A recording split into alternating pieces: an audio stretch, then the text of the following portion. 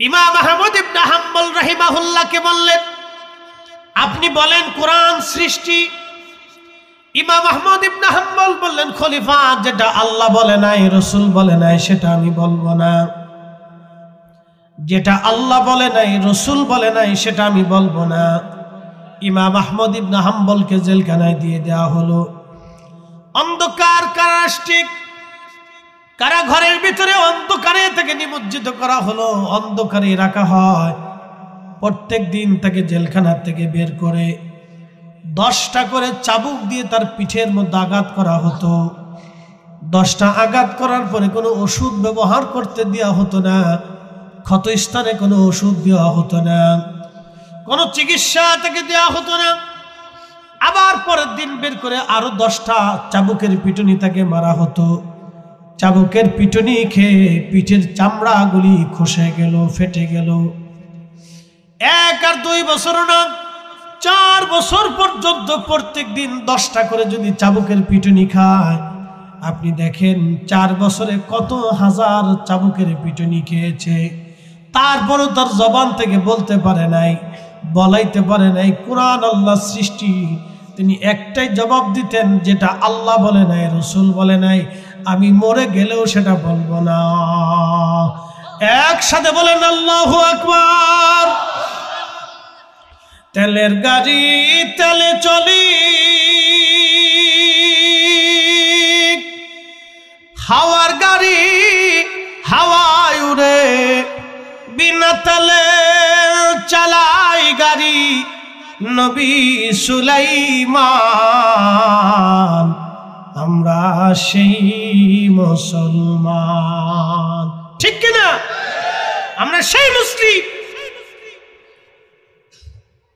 হযরত ইমাম আহমদ ইবনে হাম্বল 4 বছর পর্যন্ত জেলখানায় পিটুনি খেতে লাগলেন। 4 বছরে পিঠের চামড়া খসে গেল, গোশত পচে গেল, কলতানি বের হতো, রক্ত বের হতে থাকতো। ওই অবস্থায় তিনি নামাজ পড়তেন, ওই অবস্থায় তিনি নামাজ ছাড়তেন না, নামাজ আদায় করতেন। এক জেলখানার কয়েদি ওনাকে জিজ্ঞেস করলেন, ইমাম, আপনি জেলখানার ভিতরে রক্ত মাখা অবস্থায় কি করে আপনি নামাজ পড়েন? কোন বিধানে, কোন আইনে, কোন দলিলে রক্ত ঝরা অবস্থায় নামাজ পড়েন আপনি? ইমাম আহমদ ইবনে হাম্বল জবাব দিলেন, হে আল্লাহর বান্দা, ফারুক আজম হযরত ওমর রাদিয়াল্লাহু আনহু, ওনাকে যখন ছুরিকাঘাত করা হয়েছিল 3 দিন পর্যন্ত তিনি আহত ছিলেন, রক্ত বন্ধ হয় নাই, ওনার রক্তক্ষরণ হচ্ছিল। ওই রক্তমাখা অবস্থায়, তিনি রক্তক্ষরণ অবস্থায় হযরত ওমর 1 ওয়াক্ত নামাজ তিনি ছাড়েন নাই। হযরত ওমর যদি নামাজ না ছাড়তে পারে, তাহলে আহমদ ইবনে হাম্বল কেন নামাজ ছেড়ে দিবে? আমার কথা কি বুঝতে কোনো অসুবিধা হচ্ছে আপনাদের? বোঝার চেষ্টা করব। আমরা এখানে আসছি কিছু বোঝার জন্য। এই জন্য আমি হুজুর কি বলছি, আমি একটু লং টাইম কথা বলি, তো মনোযোগ দেন। আমরা কিছু বোঝার জন্য আসছি, কিছু শিখার জন্য আসছি। যদিও আমার চাইতে অনেক বিজ্ঞ উলামা ইকরাম এখানে বসে আছেন, যাদের ছাত্র হওয়ার যোগ্যতা আমার নাই, কিন্তু বাচন ভঙ্গি সুন্দর বিধে আমার এখানে বসাইছে, আপনি কিছু বলেন, অন্যথায় কিছু না। আমার চাইতেও অনেক অনেক বিজ্ঞ, যাদের ছাত্র হওয়ারও যোগ্যতা আমার নাই, কিন্তু আমাকে এখানে বসাইছে, বাচন ভঙ্গি সুন্দর, আমি সুন্দর বলতে পারবো, এই জন্য বসাইছে, অন্য কিছু না। তারাও কিন্তু সারা জিন্দেগি জীবন ভর পড়াইতে পড়াইতে আমার মতো বহু ছাত্ররে পড়ায় আলেম বানিয়েছে, কথা ঠিক কিনা? কিন্তু আমার বাচন ভঙ্গি সুন্দর, এই জন্য বসাইছে যে আপনি কিছু বলেন। এই তো মনোযোগ দিন। তো আমার একজন উস্তাদ ছিলেন, খুব বয়োবৃদ্ধ হুজুরের কাছে আমরা বুখারী শরীফ পড়ছি। বরিশাল বাড়ি ছিল হুজুরের, উস্তাদজির বাড়ি বরিশাল ছিল। খুব বয়স্ক, জীবনে জুব্বা করছেন। তো বহুবার বলছি যে হুজুর জুব্বাটা দেন, আমি একটু ধুয়ে পরিষ্কার করে আয়রন করবো। না বাবা, বাঁচবই কয়দিন, আর এটা আয়রন করে কি করবো? মানে সেই আদি যুগের লোক ছিলেন। তো উনি এই বয়ান করতে পারতেন না, কিন্তু এলিমের দিক দিয়ে খুব পাকা ছিল। তা আমাকে মাঝে মধ্যে বলতেন, মনু, তুমি এরকম মিষ্টি মিষ্টি কথা কোথার থেকে শিখছো, কেমনে পারো? বললাম উস্তাদ জি, আল্লাহ আপনারা দিছে আপনারা শেখানোর জন্য, আর আল্লাহ আপনারা দিছে সাধারণ পাবলিকের বোঝানোর জন্য। আপনার এক কাজ, আমরা আর এক কাজ। এটা আল্লাহরই দয়া, কারণ আমাদের কথাগুলি একবারে আপামর জনতা, একবারে মানে কৃষক থেকে শুরু করে দিন মজুর থেকে শুরু করে সাধারণ ব্যক্তি থেকে শুরু করে কম বেশি সর্বমহলেই আমাদের কথাগুলি শোনে। ওই যে আমাদের এই বাচনভঙ্গি সুন্দর, আমরা সাজায় সাজায় কথা বলতে পারি, এটা একটা অভিজ্ঞতা, এটা আল্লাহর দয়া। আর উস্তাদজিদেরকে আল্লাহ দিছে আমরা ফরাইয়া মানুষ বানানোর জন্য। তা মনোযোগ দিয়ে, ইমাম আহমদ ইবনে হাম্বল রাহিমাহুল্লাহ, আল্লাহু আকবার, 4 বছর পার হলো। কত বছর? 4 বছর। পিঠের গোশত পচে গেল, গোশতের ভিতরে পোকা লেগে গেল। আহা, কত নিদারুণ কষ্ট তার জীবনে হয়েছিল 4 বছর। 4 বছর শেষে জেলার এসে ওনাকে বলতেছে, হুজুর ইমাম, আপনার সকাল ফজরের পরে আপনাকে ফাঁসি দেওয়া হবে, তো আপনি কোনো কিছু চাওয়ার ইচ্ছা আকাঙ্ক্ষা কি আছে, তাহলে আমাকে বলতে পারে। তো ইমাম আহমদ ইবনে হাম্বল মুস্কে হাসি দিয়ে বললেন, জেলার, আপনার কাছে আমার চাওয়ার এবং আকাঙ্ক্ষা বলার কিছু নাই, আমি যাহা বলার মালিকের কাছে বলি। একসাথে বলুন, একসাথে, জোরে জোরে জোরে। কার কাছে বলবে? আমার সব আল্লাহর কাছে। আপনার কাছে বলার আমার কিছু নাই, আমার কোন ইচ্ছা আকাঙ্ক্ষাও আপনার কাছে নেই, যাহা বলার ওনার কাছে। হযরত ইমাম আহমদ ইবনে হাম্বল এশার নামাজ পড়লেন, কোনো চিন্তা নাই, কোনো পেরেশানি ওনার ভিতরে নাই। উনি ধীর স্থিরতার সাথে এশার নামাজ পড়লেন। এশার নামাজ পড়ার পরে, এশা শেষ হয়ে যাওয়ার পরে তিনি আর নফল কিছু অতিরিক্ত নফল নামাজ তিনি পড়লেন। নফল পড়ার পরে তিনি আল্লাহর দরবারে হাত বাড়াইলেন। কোরআনে আল্লাহ বলছেন, ইয়া আইয়ুহাল্লাযীনা আমানুস্তাঈনু বিস-সাবরি ওয়াস-সালাহ।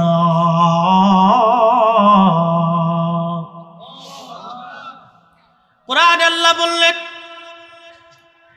হে ইমানদার, আমি আল্লাহর সাহায্য নাও 2 পদ্ধতিতে, একটা সালাতের মাধ্যমে আর একটা সবরের মাধ্যমে।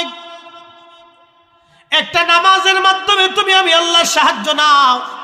ইমাম আহমদ ইবনে হাম্বল নামাজ শেষ করার পরে তিনি আল্লাহর দরবারে হাত বাড়ায় বলেন, ইয়া রাব্বি, 4টা বছর ধরে আমার অভিযোগ অনুযোগ তোমার কাছে কিছুই বলি নাই।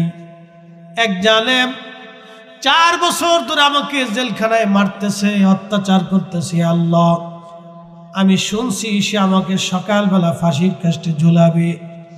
আল্লাহ, আমি আহমদ ইবনে হাম্বল তোমার গোলাম, রব্বুল আলামিন, যদি কোরআন তোমার সৃষ্টি হয় তাহলে আহমদ ইবনে হাম্বলকে তুমি হেদায়েত দাও, আর যদি কোরআন শরীফ তোমার সৃষ্টি না হয়, তোমার কালাম হয় রব্বুল আলামিন, তাহলে ওই জালেম বাদশাকে দুনিয়া থেকে বিদায় করে তার থেকে তুমি আমাকে পানা দাও, আমাকে হেফাজত করো আল্লাহ। দোয়া করলেন ইমাম আহমদ ইবনে হাম্বল। তাহলে বলেন, আলেমদের দোয়া কবুল হয়? একসাথে বলেন, কবুল হয়? অবশ্যই হয়। মজলুমের দোয়া কবুল হয়, আলেমদের দোয়া অবশ্যই কবুল হয়, অবশ্যই মঞ্জুর হয়। আচ্ছা, আপনারা বলেন তো, যত আলেম, যে ঘরানারই আলেম হোক, কোন আলেম কি কোনোদিন হারামের পক্ষে কথা বলছে? হ্যাঁ, অন্যের পক্ষে কখনো কথা বলতে পারে? কখনোই না। কোন আলেমই অন্যায়কে সাপোর্ট করে না, না যেটা ন্যায় সেটা ন্যায় বলে, যেটা অন্যায় সেটা অন্যায় বলে, যেটা চুরি সেটাকে চুরি বলে, যেটা ভালো সেটাকে ভালো বলে, যেটা অন্যায় সেটা অন্যায়। আমরা কোনোদিনও জীবন গেলেও, আমাদেরকে জবাই দিলেও আমরা বলবো না যে ঘুষ হালাল। কি কথা কন না কেন? আমরা যদি মেরেও ফেলে দেন তাও কোনোদিন বলবো না যে এই সরকারি সম্পদ, রাষ্ট্রীয় সম্পদ চুরি করে খাওয়া হালাল। এই কথা আমরা কোনোদিনও বলবো না। যতদিন আমরা বাইসে থাকবো ততদিন আমরা বলবো এটা অন্যায়, এটা চুরি। কথা কন না কেন, ঠিক কিনা? এটা আমরা সারা জীবনই বলে যাব, এটা বলতেই হবে। তো মনোযোগ দিয়ে ইমাম আহমদ ইবনে হাম্বল রাহিমাহুল্লাহ দোয়া করলেন, আল্লাহর আসমানে কবুল হয়ে গেল। উনি সারা রাত আল্লাহর ইবাদতে কাটাইলেন, তাহাজ্জুদ পড়লেন, কোনো পেরেশানি নেই। ফজর পড়লেন, ফজর পড়ার পরে জেলার এসে বলতেছে, হুজুর ইমাম আপনার জন্য একটা সুসংবাদ আছে। বলে কি সংবাদ? বলে বর্তমান যিনি খলিফা আছেন তিনি রাত্রিবেলা তাকে হত্যা করা হয়েছে, তিনি দুনিয়ার থেকে বিদায় হয়ে গেছেন, আল্লাহ তাদের দুনিয়ার থেকে নিয়ে গেছে। একসাথে বলবেন আল্লাহু আকবার। বলেন আলেমদের দোয়া কবুল হয় কিনা? হ্যাঁ হয়, এটা হয়, এটা অবশ্যই আলেমদের দোয়া কবুল হয়। তো প্রত্যেক ধর্মের এক একটা বিশ্বাস আছে।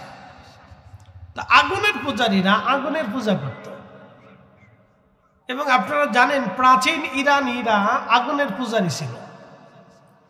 তারা দীর্ঘদিন আগুনের পূজা করেছে, 1000 বছর ধরে তাদের মন্দিরে আগুন জ্বলে থাকতো, তারা নিভাইতো না।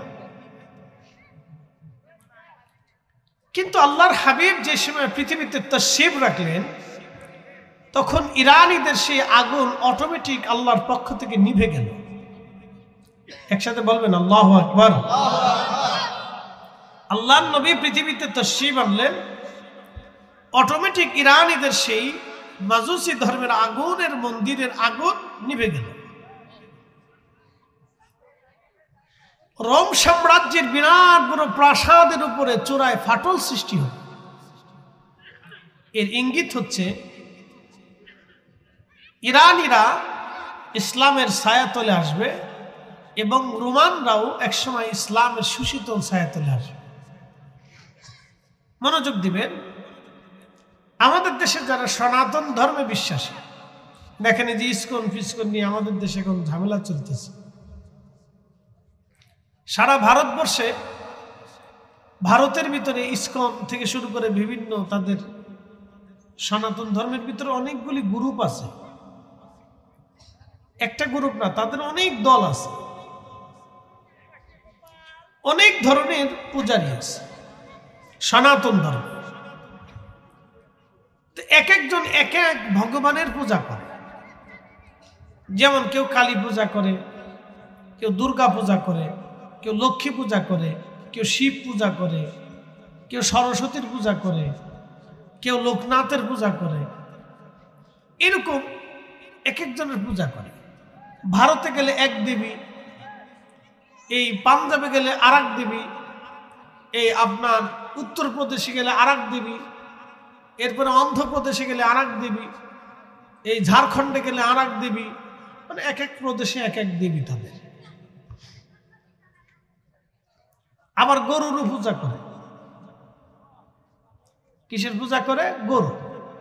তাদের দৃষ্টিতে গাভী হচ্ছে মা, সে আমাকে দুধ দেয়, সেজন্য সে ভগবান। এটা হচ্ছে তাদের দৃষ্টিভঙ্গি। তো খুব মনোযোগ দিবেন, এইরকম দেবতা হতে হতে হতে হতে হতে হতে সনাতন ধর্মের দেবতা হয়েছে 33 কোটি। কত কোটি হয়েছে? আমার দিকে তাকাবেন, একটি হিসাব বুঝে যায়। সারা পৃথিবীতে হিন্দু আছে কত কোটি? 100 কোটি প্লাস, 120 কোটি ধরে। তো 33 কোটি যদি দেবতা হয়, তাহলে বান্দা ভাগে পেল কয়জন? এক এক দেবতায় 3 জন হিসাবে আসে। যদি দেবতা 33 কোটি হয়, তাহলে বান্দা ভাগে পাইল এক এক দেবতায় 3 জন করে। চিন্তা করেন, তার অর্থ হচ্ছে মানুষ তার নিজের বানানো অনেক ধর্মের উপরে বিশ্বাস স্থাপন করে। সনাতন ধর্মের একটা নীতি ছিল, বিশ্বাস ছিল, স্বামী মারা গেলে জীবন্ত তার স্ত্রীকে স্বামীর সাথে পুড়িয়ে মারা হতো। তাদের বিশ্বাস ছিল স্বামী স্বর্গে চলে যাচ্ছে, স্ত্রী কেন পড়ে থাকবে? স্বামীর সাথে স্ত্রীকেও একসাথে স্বর্গে পাঠানো হতো। তাহলে কি বুঝলেন? এটা কি স্রষ্টার বিধান হতে পারে, না এটা সৃষ্টির বিধান?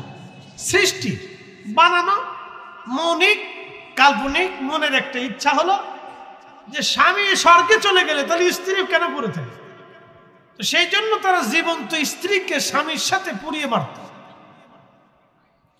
এইভাবে ভারত উপমহাদেশে হাজার হাজার বছরে সনাতন ধর্মের হাজার হাজার লক্ষ লক্ষ নারীর জীবন চলে গেল। সে নারী যে নিজেও জানে না যে কোন কারণে আমার জীবন্ত পুরুষের সাথে পুড়িয়ে মারা হলো। এরকম হাজার হাজার লক্ষ লক্ষ নারীর জীবন জীবন্ত অবস্থায় তাদেরকে পুড়িয়ে মেরে হত্যা করা হবে।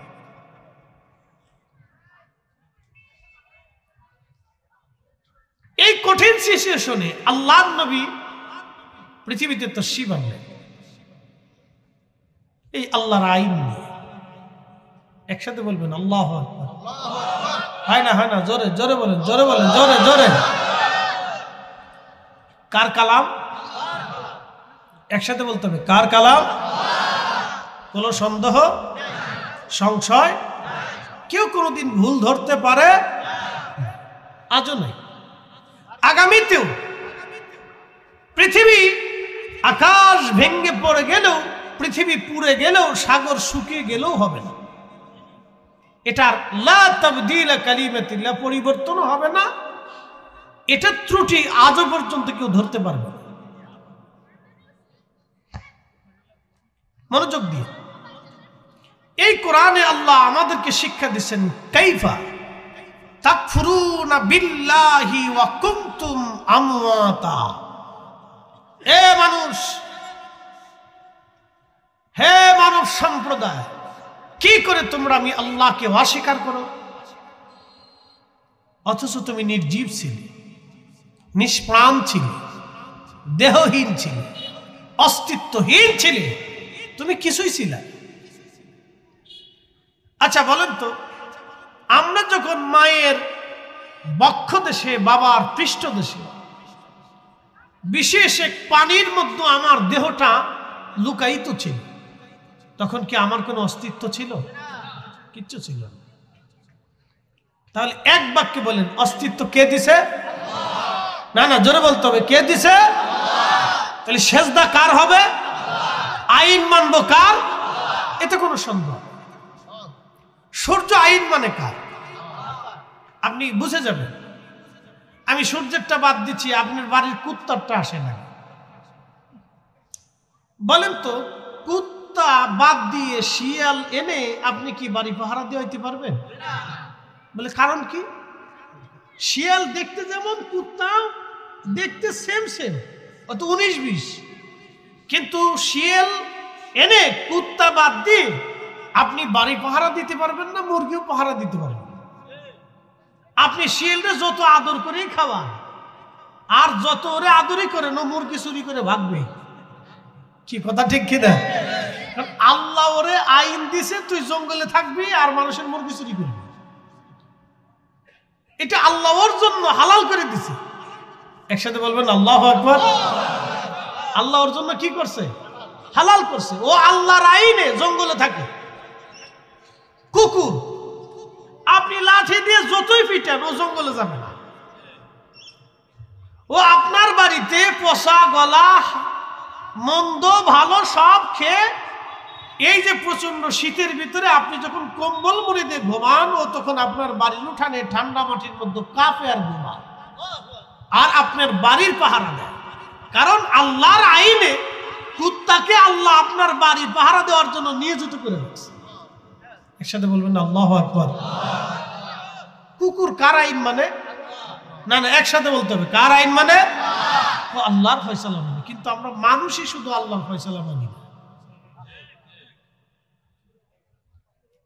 ওয়াজ বেশি সময় লাগে না, শুধু আপনার হৃদয় থেকে যদি অনুভূতি আসে, তো এমনিতেই আপনার সেজদায় মাথা অবনত হবে।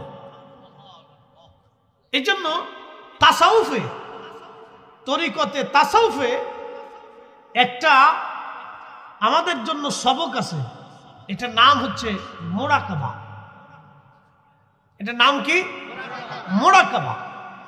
এই মুরাকাবাটা আপনাকে চিন্তা করতে হবে। যে কেন আল্লাহ আপনাকে দুনিয়াতে পাঠাইলেন, আপনি কেন পৃথিবীতে আসছেন, আপনার করণীয় কি, আপনাকে কি করে যেতে হবে। এই তাফাক্কুর যদি কেউ করে, এই চিন্তা যদি কেউ করে, এই মুরাকাবার সবকের ভিতরে যদি কেউ আসে, তাহলে তার জীবন পরিবর্তন হতে থাকে। আপনাদেরকে আরো বুঝাই, সূর্য যখন পূর্ব আকাশ থেকে উদিত হয়, পশ্চিমে ডুবে যায়, বলেন সূর্যটা কার আইনে উঠে? না আবহাওয়া দপ্তরের অধীনে থাকে? আবার ডুবার সময় সে ঠিকই প্রতিনিয়ত আল্লাহর আইনেই ডুবে যায়। الشمس والقمر بحسبان والنجم والشجر يسجدان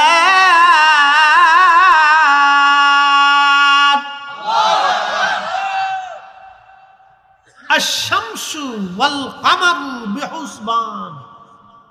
হাবিব উম্মতকে জানান, সূর্য তার নিজস্ব কক্ষপথে আল্লাহর আইনে পরিচালিত হয়, চাঁদ তার নিজস্ব কক্ষপথে আল্লাহর বিধানে পরিচালিত হয়। আচ্ছা ধরেন, সনাতনীদের বিশ্বাস মোতাবেক ভগবান যদি দেবতা যদি দুইজন হইত, একজন বৃষ্টির দেবতা আর একজন শীতের দেবতা, তাহলে 30 তারিখে সারা পৃথিবীতে সারা সৃষ্টিতে যুদ্ধ লেগে যেত। কারণ বৃষ্টির দেবতা বলতো যে আমি বৃষ্টি দেব, শীতের দেবতা বলতো শীতকালে তুই বৃষ্টি দিবি কেন,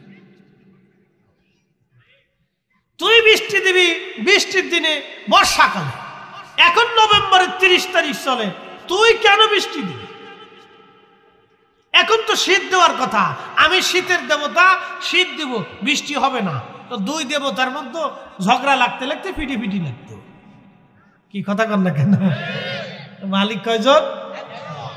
এগুলি মানুষের কিছু কল্পিত মনের ইচ্ছার উপরে কিছু কিছু ধর্ম প্রতিষ্ঠিত হয়েছে। কথা কন ঠিক কিনা? কিন্তু এই ধর্মটা কারো মনের উপরে হয় নাই, এটা স্বয়ং আল্লাহর পক্ষ থেকে নাজিলকৃত বিধান। কথা কন ঠিক কিনা? আপনাদেরকে আরো বুঝাই, ألم تر أن الله يسجد له من في السماوات ومن في الأرض। নবী গো, আপনি কি লক্ষ্য করেন নাই আসমান ও জমিনে, ভূমণ্ডল ও নভমণ্ডলে যাহা কিছু আছে সব আমি আল্লাহকে সেজদা দেয়। একসাথে বলেন, কাকে সেজদা দেয়? আল্লাহকে। সব আল্লাহকে সেজদা দেয়। কিন্তু মানুষই যাইয়া বেহুদা সূর্যের সামনে সেজদায় পড়ে থাকে, মানুষই যাইয়া সাগরের সামনে সেজদায় পড়ে থাকে, মানুষই যাইয়া পাথরের সামনে সেজদায় পড়ে থাকে, মানুষই যাইয়া গাছের সামনে সেজদায় পড়ে থাকে, মানুষই যাইয়া মানুষের সামনে সেজদায় পড়ে থাকে, মানুষই যাইয়া গাভীর সামনে সেজদায় পড়ে থাকে। কি এক পাগল! الشمس والقمر والنجوم والجبال والشجر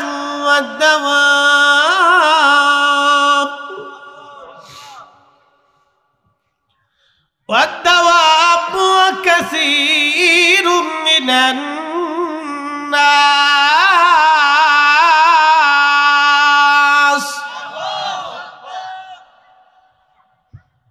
বন্ধু, আপনি জানান সূর্য আমাকে সেজদা দেয়। কে সেজদা দেয়? সূর্য আমাকে সেজদা দেয়, চাঁদ আমাকে সেজদা দেয়। তাম সৃষ্টির যত নক্ষত্র আছে খালি চোখে দেখা যায় না। বিজ্ঞান বলতেছে তাম সৃষ্টির যতগুলি নক্ষত্র আছে মহাবিশ্ব আল্লাহ বানাইলেন। একটা মহাবিশ্বের নাম হলো মিল্কি ওয়ে, বাংলায় বলে ছায়াপথ। আর একটা মহাবিশ্বের নাম গ্যালাক্সি। এরকম 10,000 কোটি নক্ষত্র দিয়ে একটা মহাবিশ্ব আল্লাহ বানাইলেন। আসমান জগতের ভিতরে বিজ্ঞানের গবেষণা অনুযায়ী 10,000 কোটি মহাবিশ্ব আল্লাহ বানিয়ে রেখেছেন। যত হাজার বিলিয়ন কোটি নক্ষত্র মহাশূন্যের ভিতরে বিদ্যমান, আমার রাব আমার আল্লাহ বলতেছেন সব আমি আল্লাহকে সেজদা দেয়, এবং আমি আল্লাহর আইন মেনে চলে। পাহাড় আমি আল্লাহকে সেজদা দেয়, গাছ আমি আল্লাহকে সেজদা দেয়, সমস্ত প্রাণীকুল আমি আল্লাহকে সেজদা দেয়, এবং কিছু মানুষ আমি আল্লাহকে সেজদা দেয়। শহীদপুরবাসী, শহীদপুর দরবারের মুহিব্বিন খুবই মনোযোগের সাথে কথাগুলি শুনবেন। সূর্য আল্লাহকে সেজদা দেয়, চাঁদ আল্লাহকে সেজদা দেয়, তামাম নক্ষত্র মণ্ডলী আল্লাহর আইন মেনে চলে। কখনো সূর্য চাঁদের পথে আসে না, চাঁদ সূর্যের পথে কখনো যায় না। প্রতিনিয়ত সাগরে মহাসাগরে জোয়ার আসে, আবার আল্লাহর আইনে জোয়ার আসে, আল্লাহর আইনে জোয়ার আবার চলে যায়, ভাটি আবার আসে, জোয়ার শেষে আবার ভাটি আসে। এগুলি আল্লাহর আইনে পরিচালিত হয়। তামাম মাখলুকাত আমার আল্লাহ তার আইনে পরিচালিত করেন। আপনি দেখবেন বাড়িতে বিড়াল পালেন, এই বিড়াল আল্লাহর আইনে পরিচালিত হয়, কিন্তু আপনি বন বিড়াল এনে বাড়িতে ইঁদুর পাহারা দেওয়াইতে পারবেন না, কিন্তু বাড়ির বিড়াল দিয়ে আপনি বাড়ি পাহারা দেওয়াইতে পারবেন। আপনি একটু লক্ষ্য করে দেখবেন, বিড়াল শত শত মাইল যদিও হাঁটে, ওর পায়ের মধ্যেও দেখবেন ময়লা লাগে না। আপনি একটু খেয়াল করে দেখবেন, বিড়াল অনেক জায়গাতে হেঁটে হেঁটে যাচ্ছে, কিন্তু ওর পায়ে কখনো ময়লা লাগবে না, পায়খানায় পাড়া দিবে না, আবর্জনার ভিতরে পাড়া দিবে না, দেখবেন।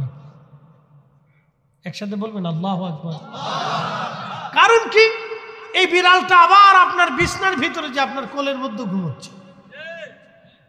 আপনি আল্লাহর ফয়সালা দেখলে, গবেষণা করলে আপনি মাথা এমনিতেই সেজদায় মাথা নত হয়ে আসবে, এমনিতেই মাথা নত হয়ে আসবে। এই যে শীত আসতেছে, আল্লাহ ইচ্ছা করলে একদিনে সব শীত দিতে পারতেন, কিন্তু তা না দিয়ে ধীরে ধীরে ধীরে ধীরে ধীরে ধীরে সময় দিতেছে।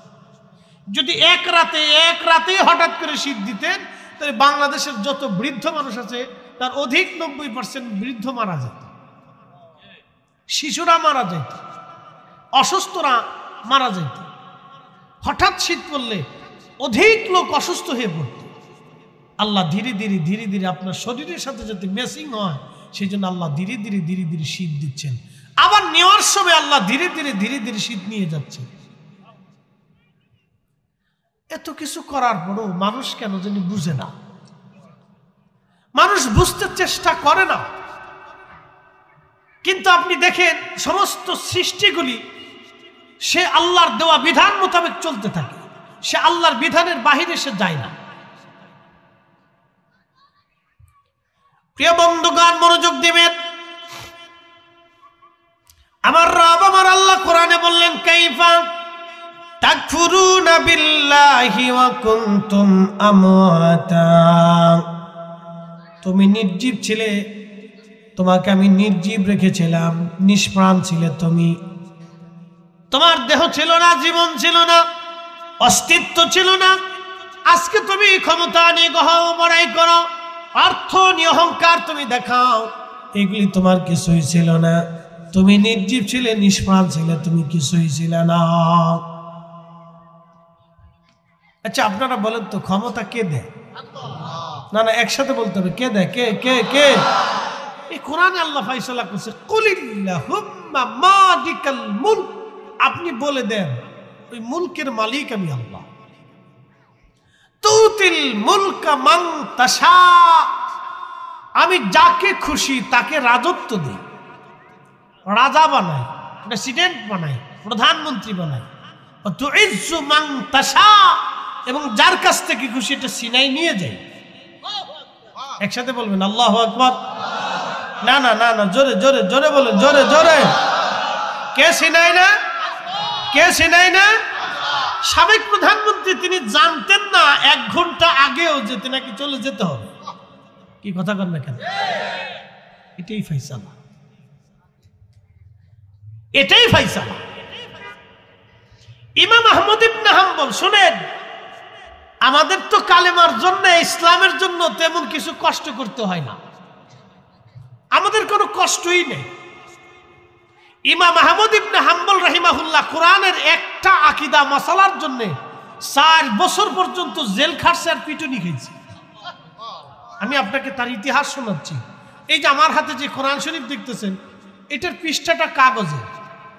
এই কাগজটা এটা সৃষ্টি, এর ভিতরে যেই অক্ষরগুলি আছে এই কালি দিয়ে লেখা, এই কালিগুলি সৃষ্টি। কিন্তু যেই কথাগুলি আছে, ইয়াসআলুনাকা আনিশ শাহরিল হারাম, এই যে কথাগুলি আল্লাহ লেখছেন, যুজ্জিনা লিল্লাযীনা কাফারু ওয়াল হায়াতুদ দুনিয়া, এই যে কথাগুলি আল্লাহ লেখছেন, এই কথাগুলি কোনো সৃষ্টি না, এটা আল্লাহর জবানের কালাম। একসাথে বলেন আল্লাহু আকবার। কার কালাম? ওয়াল্লাযীনা ইউমিনুনা বিমা উনজিলা ইলাইকা, ও নবী আপনার উপরে যাহা নাজিল করেছি, অবতীর্ণ হয়েছে, এই কোরআনের প্রত্যেকটা আয়াতকে, বিধানকে আপনার উম্মতকে বিশ্বাস করতেই হবে। একসাথে বলবেন আল্লাহু আকবার। বিশ্বাস করতেই হবে, জোরে বলেন বিশ্বাস করতেই হবে, বিশ্বাস করতেই হবে। তাহলে কোরআন কার কালাম? যেহেতু এটা আল্লাহর কালাম, অতএব এটা সৃষ্টি না, এটা কালামুল্লাহ, মালিকের কালাম। তো তৎকালীন খলিফা ইমাম আহমদ ইবনে হাম্বল রাহিমাহুল্লাহকে বললেন, আপনি বলেন কোরআন সৃষ্টি। ইমাম আহমদ ইবনে হাম্বল বললেন, খলিফা যেটা আল্লাহ বলে নাই, রাসূল বলে নাই, সেটা আমি বলবো না। যেটা আল্লাহ বলে নাই, রাসূল বলে নাই, সেটা আমি বলবো না। ইমাম আহমদ ইবনে হাম্বলকে জেলখানায় দিয়ে দেওয়া হলো। অন্ধকার কারাগার, কারাঘরের ভিতরে অন্ধকারে থেকে নিমজ্জিত করা হলো, অন্ধকারে রাখা হয়। প্রত্যেক দিন তাকে জেলখানা থেকে বের করে 10টা করে চাবুক দিয়ে তার পিঠের মধ্যে আঘাত করা হতো। 10টা আঘাত করার পরে কোনো ওষুধ ব্যবহার করতে দেওয়া হতো না, ক্ষত স্থানে কোনো ওষুধ দেওয়া হতো না, কোনো চিকিৎসা তাকে দেওয়া হতো না। আবার পরের দিন বের করে আরো 10টা চাবুকের পিটুনি তাকে মারা হতো। চাবুকের পিটুনি খেয়ে পিঠের চামড়াগুলি খসে গেল, ফেটে গেল। 1 আর 2 বছর না, 4 বছর পর্যন্ত প্রত্যেক দিন 10টা করে যদি চাবুকের পিটুনি খায়, আপনি দেখেন 4 বছরে কত হাজার চাবুকের পিটুনি খেয়েছে। তারপরও তার জবান থেকে বলতে পারে নাই, বলাইতে পারে নাই কোরআন আল্লাহ সৃষ্টি। তিনি একটাই জবাব দিতেন, যেটা আল্লাহ বলে নাই, রাসূল বলে নাই, আমি মরে গেলেও সেটা বলবো না। একসাথে বলেন আল্লাহু আকবার। তেলের গাড়ি তেলে চলি, হাওয়ার গাড়ি হাওয়ায় উড়ে, বিনা তেলে চালাই গাড়ি নবী সুলাইমান, আমরা সেই মুসলমান। ঠিক কিনা? আমরা সেই মুসলিম।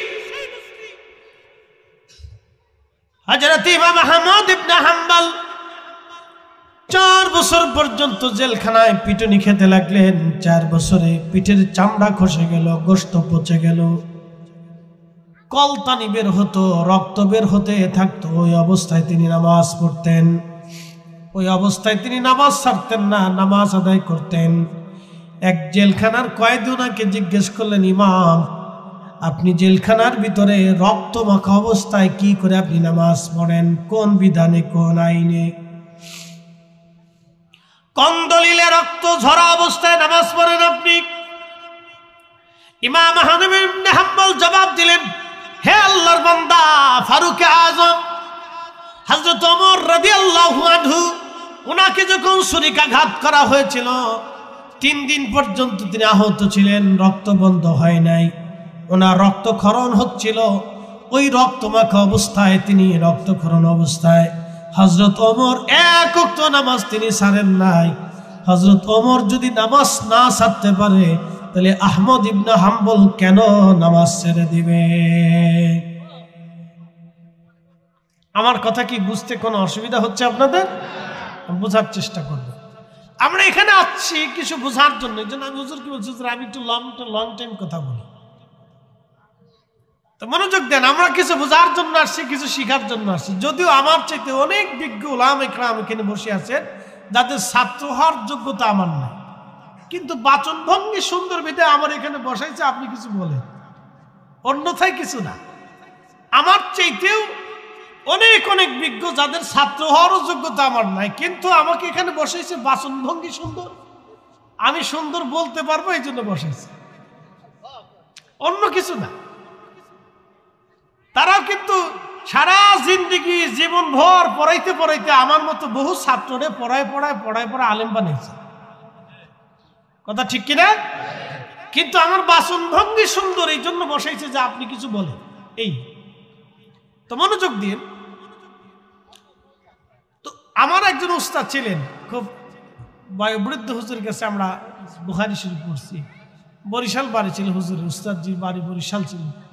খুব বয়স্ক, জীবনে জুব্বা করছেন।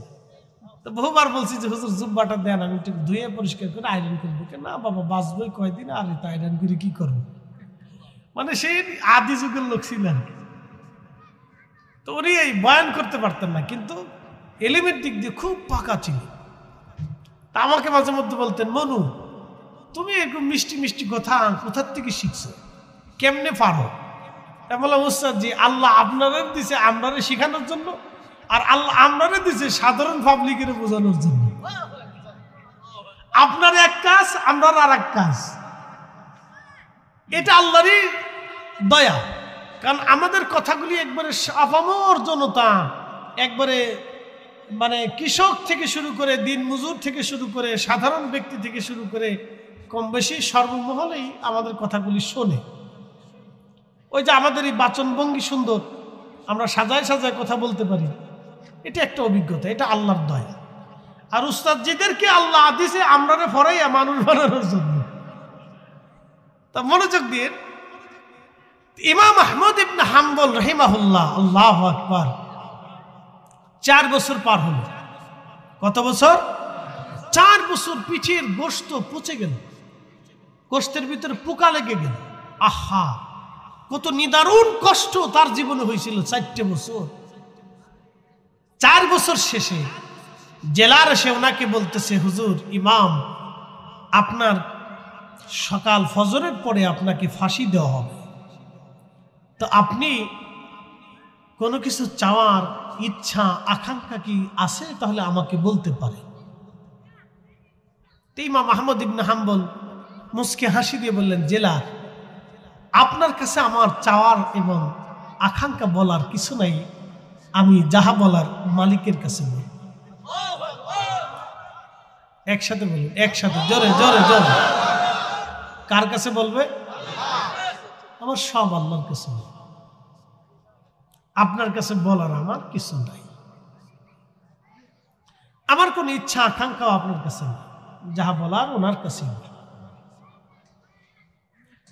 হযরত ইমাম আহমদ ইবনে হাম্বল এশার নামাজ পড়লেন, কোনো চিন্তা নাই, কোনো পেরেশানি ওনার ভিতরে নাই। উনি ধীর স্থিরতার সাথে এশার নামাজ পড়লেন। এশার নামাজ পড়ার পরে,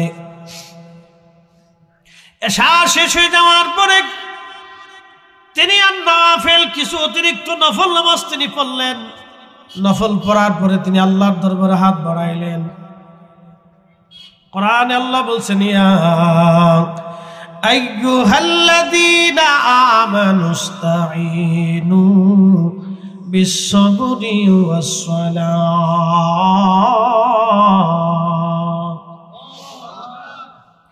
কোরআনে আল্লাহ বললেন, হে ইমানদার, আমি আল্লাহর সাহায্য নাও 2 পদ্ধতিতে, একটা সালাতের মাধ্যমে আর একটা সবরের মাধ্যমে। একটা নামাজের মাধ্যমে তুমি আমি আল্লাহর সাহায্য নাও। ইমাম আহমদ ইবনে হাম্বল নামাজ শেষ করার পরে তিনি আল্লাহর দরবারে হাত বাড়ায় বলেন, ইয়া রাব্বি, 4টা বছর ধরে আমার অভিযোগ অনুযোগ তোমার কাছে কিছুই বলি নাই। এক জালেম 4 বছর ধরে আমাকে জেলখানায় মারতেছে, অত্যাচার করতেছে। আল্লাহ, আমি শুনছি সে আমাকে সকালবেলা ফাঁসির কাস্টে ঝুলাবে। আল্লাহ, আমি আহমদ ইবনে হাম্বল তোমার গোলাম।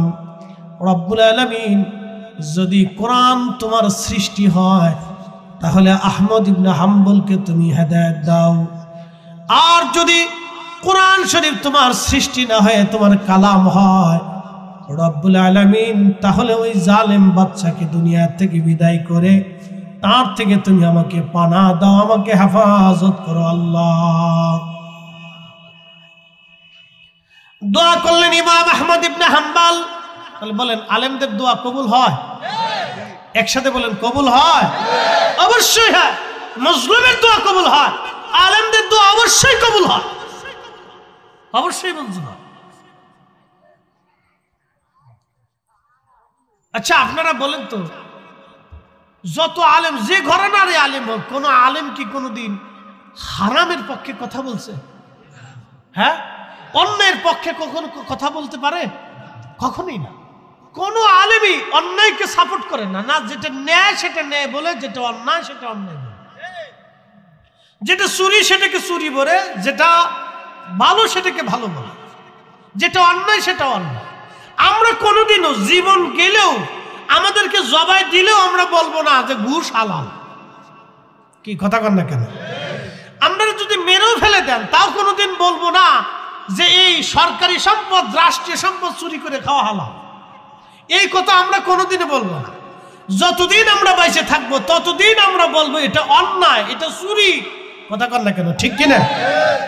এটা আমরা সারা জীবনই বলে যাব, এটা বলতেই হবে।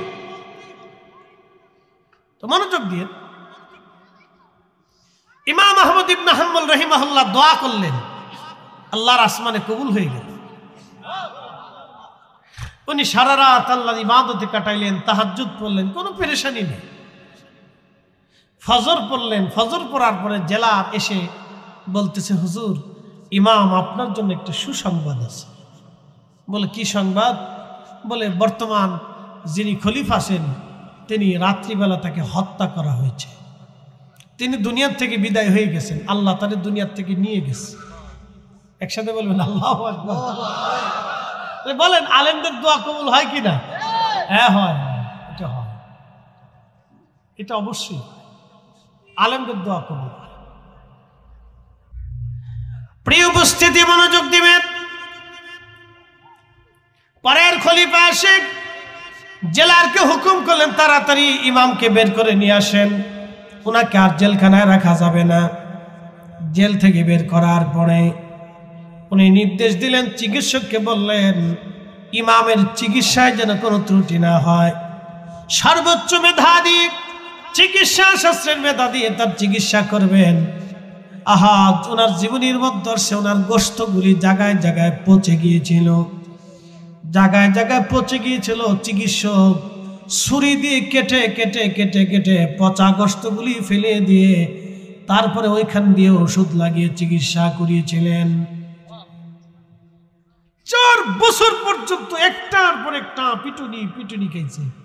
শুনলে খুশি হবেন, 4 বছরই জেলখানার ভিতরে 80 বার আল্লাহর নবী ওনার সাথে দেখা করে গেছে।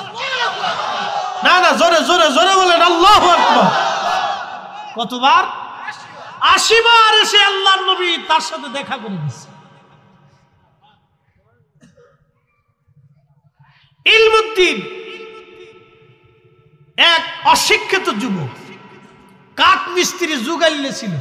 আমাদের ফরিদপুরের ভাষা বলে জুগাইলে, সাতপুরে কি বলে? জুগালি না, জুগালি। তো কাঠ মিস্ত্রি জুগালি ব্রিটিশ আমলে কত 100 টাকা বেতন পাইত, ও দিন আনতো, দিন খাইত। ভারতের এক সনাতন ধর্মের এক লেখক, তিনি বই লিখল রঙ্গিলা রসুল। রঙ্গিলা রসুল নাকি আল্লাহর হাবিবের চরিত্রে সে বাজে বাজে কথা বলল।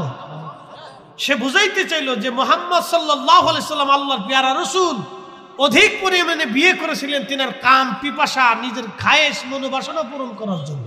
লা হাওলা ওয়ালা কুওয়াতা ইল্লা বিল্লাহ আলিয়্যিল আযীম।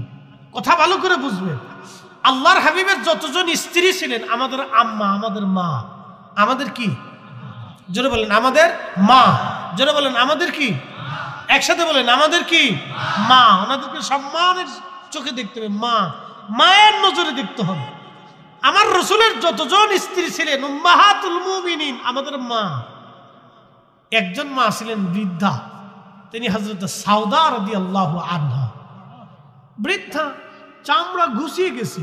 আচ্ছা বলেন তো, একজন মানুষের বৃদ্ধা একজন নারী দিয়ে বিয়ে করার কি প্রয়োজনীয়তা আছে? তাকে বিয়ে করে আল্লাহ রসুল আশ্রয় দিয়েছিলেন। আমাদের আম্মাজান আয়েশা সিদ্দিকা সবচেয়ে কম বয়সী ছিলেন, নবী বিয়ে করতে চান না। হযরত সিদ্দিক আকবর রাদিয়াল্লাহু আনহু তিনি এতটাই রসুলকে ভালোবাসতেন যে তিনি বলতেছেন, ইয়া রাসূলুল্লাহ, আমি তো আপনার বাহিরের খেদমত করলাম, মাল দিয়ে খেদমত করলাম, আমার কন্যাটাকে আপনার সাথে বিয়ে দিয়ে আপনার সাথে আত্মীয়তার সম্পর্ক করে রক্তের সম্পর্ক করতে চাই। একসাথে বলবেন আল্লাহু আকবার। তো বারবার বারবার বারবার বারবার অনুরোধ করার পরে আল্লাহর নবী শাদী মোবারক করলেন। যদি কাম খায়েশ পূরণ করার জন্য রসুল বিয়ে করতেন, তাহলে মদিনাতে সুন্দরী নারীর অভাব ছিল না। মদিনার মতো সুন্দর মানুষ আমি পৃথিবীর কোথাও খুঁজে পাবেন না। মদিনার মতো এত শরীফ আর ভদ্র মানুষ পৃথিবীর কোথাও খুঁজে পাবেন না। মদিনার বাচ্চাদের মতো এত সুন্দর বাচ্চা পৃথিবীতে কোথাও পাবেন না। মদিনার মতো এত সুন্দরী নারী পৃথিবীর কোথাও খুঁজে পাবেন না। যদি নিজের কাম খায়েশ পুরা করার জন্য রসুলের বিবাহের প্রয়োজন হতো, তাহলে মদিনার বাছাই বাছাই করা সুন্দরী মেয়েদেরকে নবী বিয়ে করতে পারতেন। বৃদ্ধা নারী বিয়ে করার প্রয়োজন ছিল না। 25 বছর বয়সে 40 বছরের আম্মাজান খাদিজাতুল কুবরাকে শাদী করার দরকার ছিল না। উনি ওই সময় ইচ্ছা করলে উনি মক্কার সবচেয়ে সুন্দরী কুমারী নারী বিয়ে করতে পারতেন। তার অর্থ হলো, রসুলের চরিত্রে কেউ যদি বাজে কথা বলে, বুঝতে হবে তার জন্মটা আতারে পাতারে ঝরে জঙ্গলে, আর কে পার্কে ওয়াকামে কুকামে হয়েছে শিয়াল কুত্তার মতো। কথা কন ঠিক না বেটে?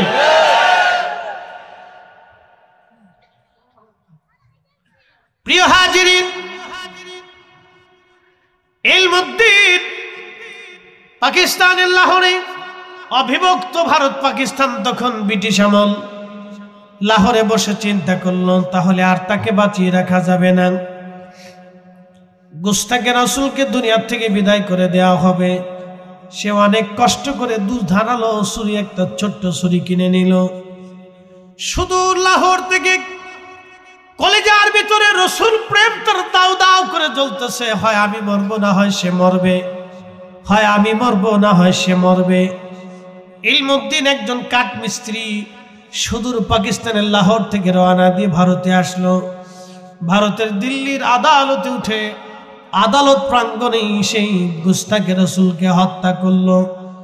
আদালত প্রাঙ্গণে সবার সামনে তাকে হত্যা করা হলো। ইলমুদ্দিনকে পুলিশ ধরে নিয়ে গেল, বিচারকরা বিচার করবে। ইলমুদ্দিনের যিনি আইনজীবী ছিলেন, তিনি জেলখানায় এসে ইলমুদ্দিনের সঙ্গে কথা বলবেন। দেখা করে বলেন, ইলমুদ্দিন, তুমি এক সুঠাম দেহের যুবক, কিছুদিন মাত্র তুমি বিয়ে করেছ, তোমার সংসার হবে, জীবন হবে, তুমি একটা মার্ডার করে ফেলছো। ইলমুদ্দিন, শুধু তুমি বলবা যে এটা আমি ভুলে করে ফেলেছি, অথবা আমার ওই সময় সেন্সলেস ছিল, আমি বুঝতে পারি নাই। শুধু এই কথাটা যদি আদালত প্রাঙ্গণে তুমি দাঁড়ায় বলো, তাহলে আমি আইনজীবী তোমাকে মৃত্যুদণ্ড থেকে বাঁচিয়ে দিতে পারবো, নতুবা তোমাকে মৃত্যুদণ্ড থেকে বাঁচানো সম্ভব হবে না। ইলমুদ্দিন জবাব দিল, আইনজীবী, আদালত প্রাঙ্গণে আমি একটা মিথ্যা কথাও বলতে পারবো না, কারণ আমি আমার রসুলের জন্য তাকে হত্যা করেছি, যার জন্য জীবন দেওয়ার জন্য প্রস্তুত আছি, যার প্রেমের মালা গলায় দিয়েছি, তার জন্য ফাঁসির মালা গলায় দিতে প্রস্তুত আছি। একবার জোরে বলা যাবে কি আল্লাহু আকবার? সুঠাম দেহের এক যুবক, অশিক্ষিত, কোন রকম মক্তবে লেখাপড়া করছে, কাঠ মিস্ত্রি, জুগালিয়া, কলেজের ভিতরে রসুলের প্রেম, ইমান ইয়াকিন তার এত দৃঢ় মজবুত হলো, সে বলল না, এটা হবেই না। তো সে প্রকাশ্যে স্বীকার করলো, হ্যাঁ, আমি স্ব ইচ্ছা আমি তাকে হত্যা করছি। ব্রিটিশ আদালত থেকে মৃত্যুদণ্ড দিল, ফাঁসির কাস্টে উঠানো হলো। ইলমুদ্দিন মুস্কি মুস্কি হাসে। একসাথে বলবেন আল্লাহু আকবার। মুস্কি মুস্কি হাসে। তো বিচারক জিজ্ঞেস করলো, তুমি হাসো কেন? তোমার কি ভয় করে না? কি জন্য তুমি হাসতেছ? ইলমুদ্দিন জবাব দিল, হাসবো না তো কাঁদবো নাকি? আমি যার জন্য আজ ফাঁসির মালা গলায় দিচ্ছি, তিনি গত রাত আমার সাথে স্বপ্নে দেখা করে আমাকে জান্নাতের সুসংবাদ দিয়ে গেছে, বলে গেছেন কিছুক্ষণ পরেই আমি তার সাথে সাক্ষাতে চলে যাব। নাহলে হাত উঁচা করে বলেন আল্লাহু আকবার। আরো জোরে বলেন আল্লাহু আকবার। বলেন আল্লাহ আছে, আমার রসুল আছে। ওই বাজে যত দেবতা ধর্ম অন্ধবিশ্বাস সব পৃথিবীতে গুলি সব মিথ্যা, মানুষের বানানো।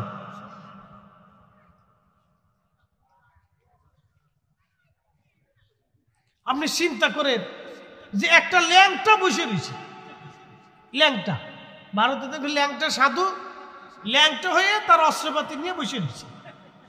এটা বললেও শরম করে। বসে রয়েছে, নারীরা তার সামনে যে মাথা নত করে প্রণাম দিতেছে, সেজদা দিতেছে। সি সি সি, কতটা অপরিচ্ছন্ন, কতটা মানে নেস্টিক, এটা ভাষায় প্রকাশ করার মতো, এটা রুচির বাইরে। কি কথা কন না কেন, ঠিক কিনা? তো নারী তার সামনে যে মাথা নত করে সেজদায় পড়ে নিচ্ছে। সি সি সি, মানুষের তো একটু বাহ্যিক লজ্জা শরম থাকা উচিত যে একটা ল্যাংটা পাগল ছাগল বুঝে রয়েছি। এই জন্য আপনাকে হক বেহক তো বুঝার দরকার, কথা ঠিক কিনা? আল্লাহ রসুল নিজের শালীনতা পবিত্রতার জন্য আল্লাহর হাবিব কখনো, এই যে দেখেন আমরা অনেক সময় টাইট পোশাক পরি, নবীজি টাইটও পরেন না, ঢিলে ঢুলে পরতেন। তিনি এতটাই লাজুক ছিলেন, এতটাই পরিচ্ছন্ন ছিলেন যে উম্মতকে 5 ওয়াক্ত নামাজের আগে মেসাকের হুকুম দিচ্ছে যে তোমার জবান থেকে ফ্রেশ রাখো। স্যানিটাইজেশন ব্যবস্থা পৃথিবীতে মানুষ যখন কল্পনাই করে নাই, আল্লাহর নবী তখন উম্মতকে ঢিলা কুলুপ ব্যবহার করে মাটির সাথে হাত ঘষে পবিত্র হওয়ার শিক্ষা দিয়ে দিছে। একসাথে বলবেন আল্লাহু আকবার। আর সেই শিক্ষার উপরে 1450 বছর পরে আইসা মানুষ যখন শিক্ষায় শিক্ষিত হলো, জ্ঞানে জ্ঞানী হলো, তখন মানুষ একটা ল্যাংটা সাধুর সামনে উলঙ্গ, তার সামনে যে একজন নারী মাথা নত করে সেজদার মধ্যে করে দিচ্ছে। সি সি সি, আপনাকে মানে এগুলো দেখলেও লজ্জা করা উচিত যে এটা কি করে হয়।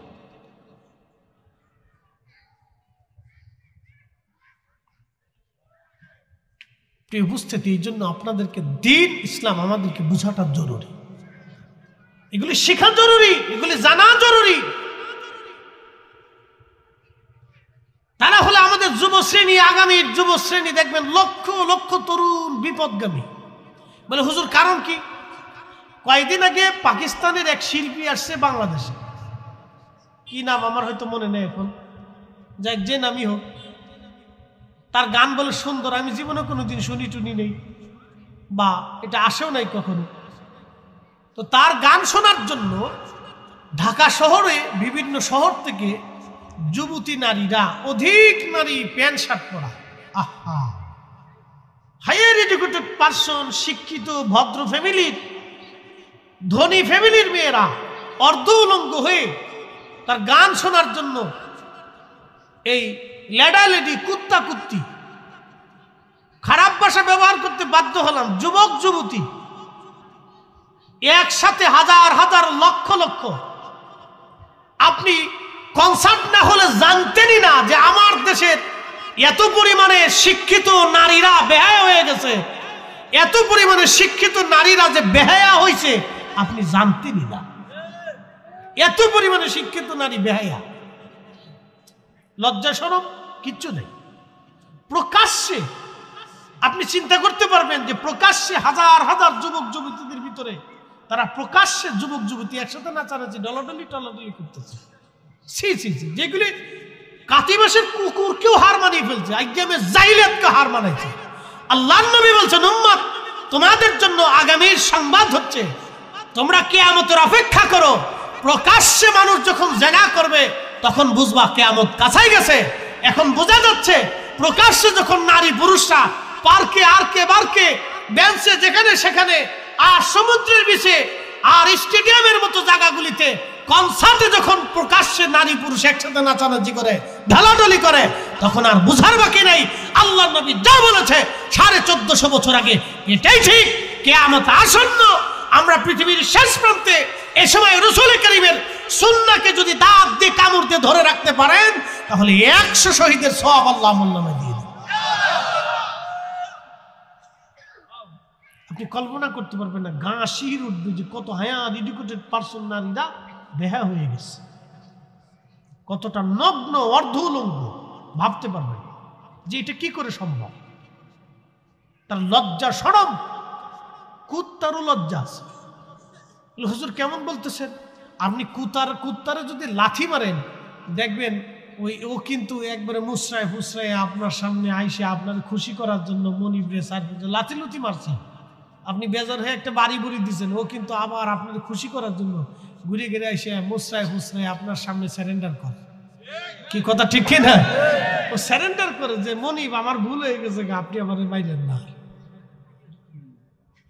আপনি কোথা থেকে বুঝেন? বিড়ালরে মারছে, ও দেখবেন আবার ঘুরে ফিরে আপনার ওই লজ্জা শরম ফেলে আপনার কাঁথার ভিতরে আবার চলে গেছে। একটা নারী কতটা বেহে হলে অর্ধলঙ্গ হয়ে স্টেডিয়ামের ভিতরে হাজার হাজার পুরুষ মহিলাদের ভিতরে নাচতেছে, মানে আমি আর কোনো ভাষায় প্রকাশ করতে পারলাম, বাকিটা আর ভাষায় বলার সুযোগ নাই। এটা এই মঞ্চে বললেও এটা বেমানা, আপনাকে বুঝতে হবে। শুধু এইখানে না, বাংলাদেশের প্রত্যেকটা জেলাতে একটা করে কনসার্ট দিয়ে দেখেন যে কত যুবক যুবতী আমাদের পথভ্রষ্ট হয়েছে। আপনি শুধু কনসার্ট দিলে বুঝবেন, বেশি কিছু করতে হবে না, একটা করে কনসার্ট দিবেন তো কনসার্ট দিলে বুঝবেন যে কত যুবক যুবতী পথভ্রষ্ট হয়েছে।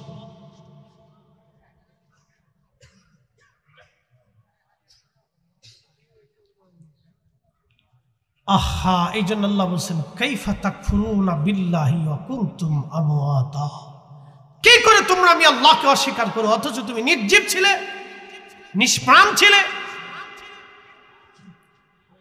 আল্লাহ কোরআনে বললেন ওয়া বাদাআ খালকাল ইনসানি মিন তিন, আমি মানুষের সৃষ্টির সূচনা করলাম মাটি থেকে, সুম্মা জাআলা নাসলাহু মিন সুলালাতিন মিন মাইন মাহিন, আমি মানুষের বংশ বিস্তার করলাম, ছেলে দিলাম, মেয়ে দিলাম, নাতি দিলাম, ভাগিনা দিলাম, ভাতিজি দিলাম, ভাতিজা দিলাম, খালা দিলাম, আমি ফুফু দিলাম, আত্মীয় স্বজন দিলাম, বংশ বিস্তার করলাম। মিন সুলালাতিন মিন মাইন মাহিন, মানুষের নির্গত এক নির্যাস পানি থেকে আমি রব্বুল আলামিন মানুষকে তৈরি করলাম।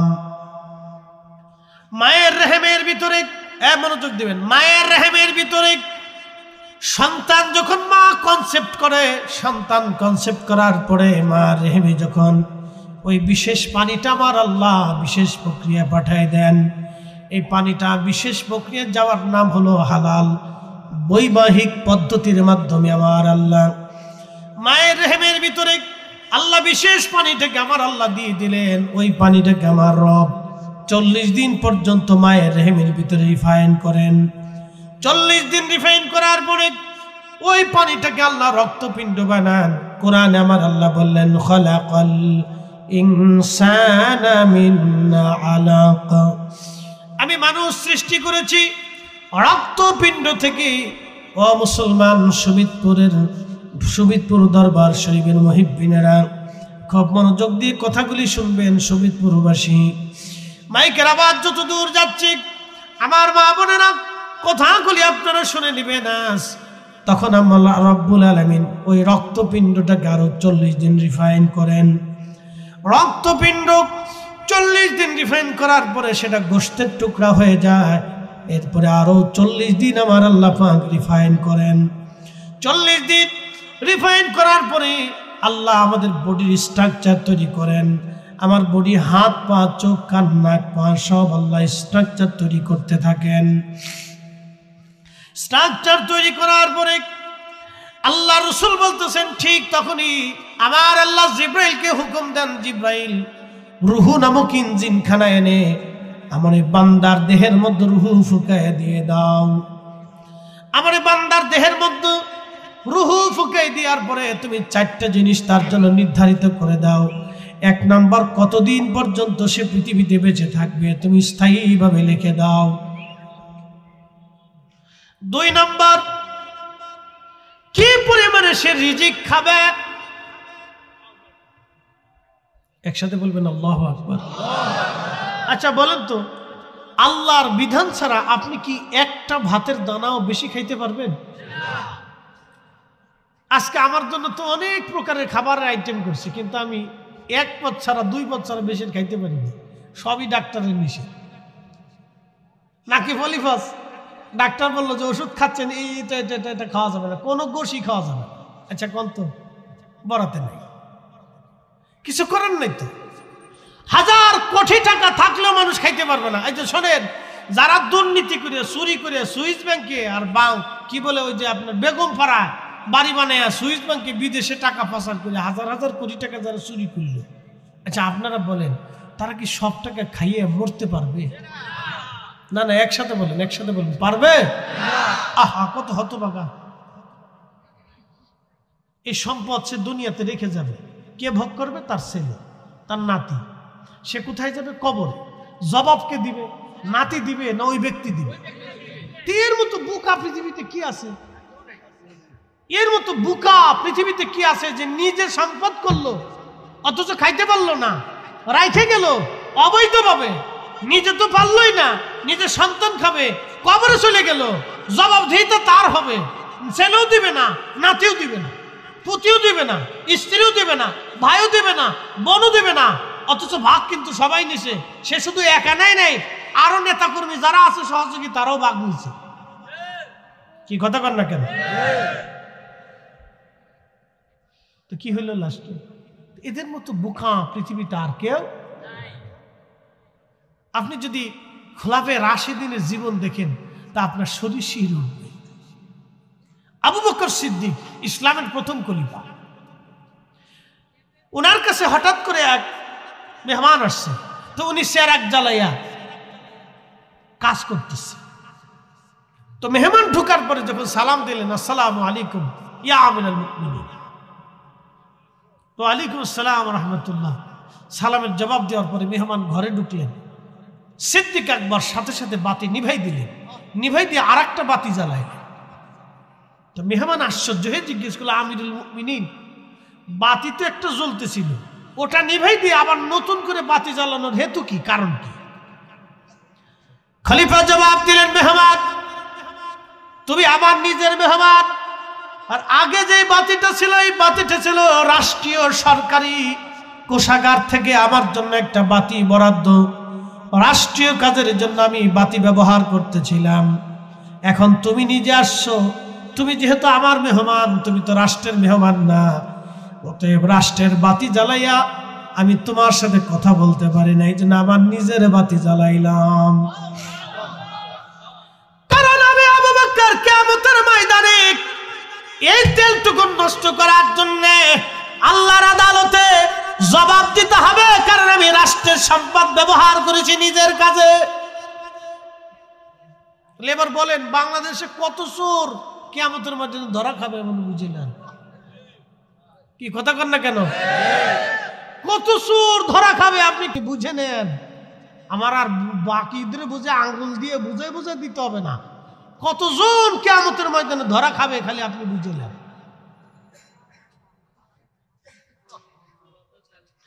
এই জন্য আল্লাহ রাসূল বলছেন, ফাআলাইকুম বিসুন্নতি ওয়া সুন্নাতিল খুলাফাইর রাশিদিনাল মাহদিন, আমার সুন্নাহ মানবে, আমার পরে আমার হেদায়েত প্রাপ্ত খলিফা আবু বকর, ওমর, উসমান, আলী রিদওয়ানুল্লাহি তাআলা আলাইহিম আজমাইন, এই 4 জনের আদর্শকে তোমরা বিনা বাক্যে মেনে নিবা। একসাথে বলা যাবে না আল্লাহু আকবার? আচ্ছা বলেন তো, আমাদের ডিসি যিনি, তিনি যদি জুমার নামাজের খতিব হন আমাদের এসপি যিনি, তিনি যদি জুমার নামাজের আর এক মসজিদের খতিব হন, আমাদের যিনি প্রধান জজ আছেন তিনি যদি এক মসজিদের খতিব হন, আমাদের যিনি ম্যাজিস্ট্রেট কোর্টের প্রধান ম্যাজিস্ট্রেট আছেন তিনি যদি একটা মসজিদের খতিব হন, আমাদের টিওনও যদি একটা মসজিদের খতিব হন, তাহলে প্রত্যেক জুমাতে দাঁড়ায় দাঁড়ায় যদি তার সাপ্তাহিক হিসাব জনগণের কাছে বুঝাই দেন যে আজকে এই সপ্তাহে আমি এটা এটা এটা এটা করছি, এত টাকা সরকারের কোষাগার থেকে আসছে, আমি এই খাতে ব্যয় করে দিছি, 5 মিনিটে যদি উনি হিসাব বুঝাই দেন, তাহলে বাংলাদেশ তো সোনার বাংলাদেশ হবে না। যদি স্বর্ণের উপরে আরো কিছু থাকে তাহলে সেই বাংলাদেশ হবে। কিন্তু সমস্যা হয়েছে কি জানেন, আমরা 500 টাকা পাইলে রাতে ভোট চেঞ্জ হয়ে যায়। আমরা বালা না, 100 শেষ গেল, তাই তো হয়ে গেছে কাজ। তো 400 মাইনাস 400 মাইনাস। আর মানুষকে আলেম ওলামা এটা দিয়ে কি করবে? আমরা যদি নির্বাচনে দাঁড়াই যে কতজন আমরা গাইলেই হুজুরি আবার লোভ লাগছে, দেখো না ওয়াজ করে খায়, তো ওয়াজ করে খাইতেছিল, এটাই তো বালা, হুজুর আবার নির্বাচন খারাইছে কি কথা কর না কেন? আর টাকা তো আমরা টাকা তো 2 নম্বর টাকা না, আমরা টাকা তো অনেক কষ্টের টাকা, তা আমরা তো পাবলিকের টাকা টুকে দিতে পারবো না। ধর হুজুর পয়সা খরচা করতে আর না, এত খুশি করে লাভ নাই। বুঝতে পারছেন? আমি হাসতে হাসতে বলতেছি, কপাল আমরা, আমাদের কপালে আমরা নিজেরা জুতা দিয়ে পিটিয়েছি। কথা কর না কেন, জোরে বলে। আমরা নিজেরা আমাদের নিজেদের কপালে আমরা জুতা দিয়ে পিটিয়েছি। আল্লাহর দোষ দিয়ে লাভ নাই, আল্লাহর দোষ দিয়ে।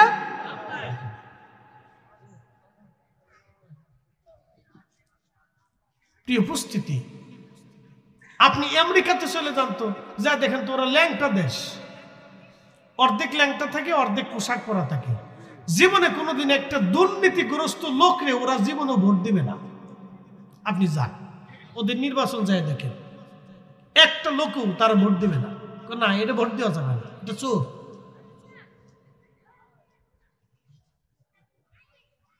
আর আমরা রাতে 100 টাকায় শেষ।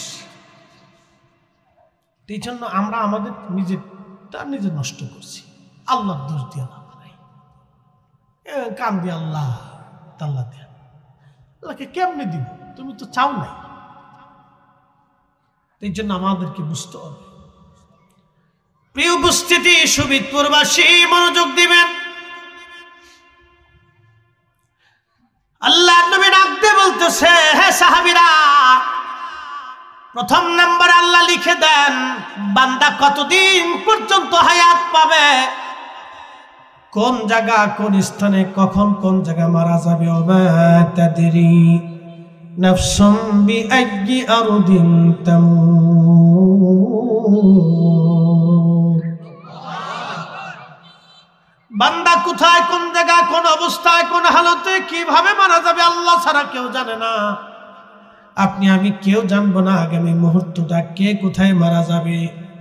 তার মানে আপনি একটু চিন্তা করেন, আল্লাহ 1450 বছর আগে চ্যালেঞ্জ দিয়ে দিলেন, কে কোথায় মারা যাবে আল্লাহ ছাড়া কেউ জানে না। ঠিকই তাই, 1450 বছর পার হয়ে গেল, এত বিজ্ঞান আবিষ্কার হলো। বর্তমান রাশিয়া আমেরিকা 2টা মেরু, পৃথিবী 2 ভাগে বিভক্ত, একটা রাশিয়ান বেল্ট, একটা আমেরিকান বেল্ট। যে কোনো সময় পৃথিবীতে বিশ্বযুদ্ধ লেগে যেতে পারে। 2 বেল্টই প্রতিনিয়ত গবেষণা করে করে নিত্য নতুন অস্ত্র তৈরি করতেছে। কে কত দ্রুত মারণাস্ত্র তৈরি করতে পারে, কে কত পারমাণবিক বোমা তৈরি করতে পারে, প্রতিযোগিতায় ব্যস্ত। কিন্তু আজও পর্যন্ত মৃত্যু রোগের কোনো ওষুধ আবিষ্কার হলো না। মানব শরীরের মধ্যে 3500-এর মতো রোগ আল্লাহ দিয়ে রাখছে। আপনার শরীরে সব সময়ের জন্য একটা না একটা রোগ লেগেই থাকবে। আপনি কখনো একবারে ফ্রেশ রোগ মুক্ত থাকবেন না।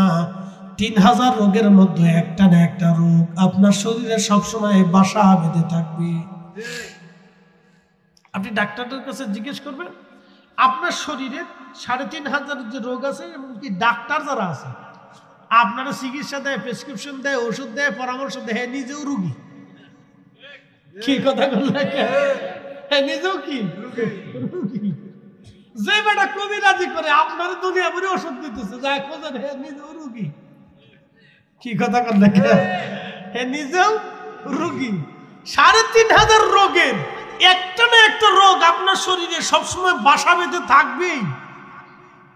যদি না থাকতো তাহলে আপনি ফেরাউন হয়ে যেতেন। আল্লাহর রোগ দিয়ে আপনারা আল্লাহ তার দিকে আপনার রুজু করে রাখে। এই জন্য মাঝে মধ্যে আল্লাহ আল্লাহ শেফা দেন, আল্লাহ শেফা দেন। যদি রোগ না হইতো তাহলে আপনি আল্লাহর কাছে কাঁদতেন না। যদি বিপদ না দিত তাহলে আপনি আল্লাহর কাছে কাঁদতেন না। অন্ধ আল্লাহ কেন দিল? এখন আপনি বলতে পারেন যে হুজুর আপনারা সবাই আল্লাহ চোখ দিল, আমার গ্রামের আব্দুল করিম আল্লাহ চোখ দিল না, কারণটা কি? আল্লাহকে তাহলে বেইনসাফ করলো না? আল্লাহ বেইনসাফ করে নাই। আল্লাহ চোখ না দিয়ে, সুবিদপুরের আব্দুল করিমের চোখে চোখ না দিয়ে, চোখে আলো না দিয়ে আল্লাহ সুবিদপুর আল্লাহদেরকে দেখাইতেছে, দেখো যে আমি আল্লাহ অন্ধ বানাইতে পারি। কি কথা ঠিক কিনা? আমি আল্লাহ অন্ধ বানাইতে পারি, তোমরা অস্বীকার করো না। এই জন্য আল্লাহ আব্দুল করিমের চোখ আল্লাহ বন্ধ করে রাখছে। রহিম রে আল্লাহ বুবা বানায় রাখছে। সবাই জবান খুলে কথা কয়, রহিমে খালি এউ এউ এউ এউ করে। কারণটা কি? আল্লাহ রহিম রে বুবা বানায় দেখাইছে, দেখো আমি তোমাদের জবান কেড়ে নিতে পারি। কথা ঠিক কিনা? এই জন্য এইগুলি বুঝতে হবে। আল্লাহ এইগুলি আমাদেরকে দিয়ে রাখেন আমাদের পরীক্ষা করার জন্য। প্রিয় শহীদপুরবাসী মনোযোগ দিবেন। আল্লাহ রাব্বুল আলামিন বান্দা কোথায় মারা যাবে, কোন হালতে কেউ জানে না আল্লাহ ছাড়া।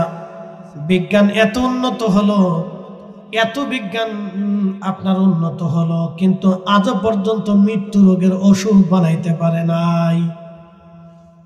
কারণ এই কোরআনে 1450 বছর আগে আল্লাহ বলে দিলেন, কুল ইন্নাল মাউতাল্লাযী তাফিরুনা মিনহু ফাইন্নাহু মুলাকীকুম। হাবিব আমার আপনি বলে দেন, বন্ধু বলে দেন, মৃত্যু থেকে তারা পালায় পালায় পালায় পালানোর চেষ্টা করে, মরণ থেকে তারা পালায়। হাবিব আপনি বলে দেন, এই মরণ থেকে পালানোর কোনো রাস্তা নাই, মরণ থেকে পালানোর কোনো রাস্তা নাই। অবশ্যই একদিন মৃত্যুর কোলে তাকে যেতে হবে, অবশ্যই মালাকুল মউত তার সাথে দেখা করবে।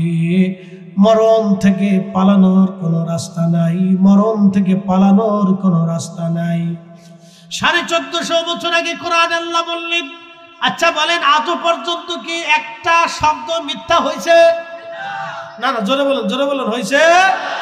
না না, হয় নাই। আর কখনো কেউ প্রমাণ করতে পারবে না আল্লাহর কথা মিথ্যা। এই জন্য কোরআন আপনাকে যাহা নির্দেশনা দিয়েছে মেনে চলতে হবে, আল্লাহর বিধান মেনে চলতে হবে, আল্লাহর আইন মানতে হবে। বন্ধু খুব মনোযোগ দিয়ে শুনে যান। 3 নম্বর, আল্লাহ পাক বান্দার আমলনামায় লিখে দেন বান্দা কি পরিমাণে সম্মানিত হবে। আমার আল্লাহ বান্দার ওই 3য় নম্বরে জিবরাইল লিখে দেন। 4th নম্বরে আল্লাহ লিখে দেন বান্দা বান্দা জান্নাতি নাকি জাহান্নামী।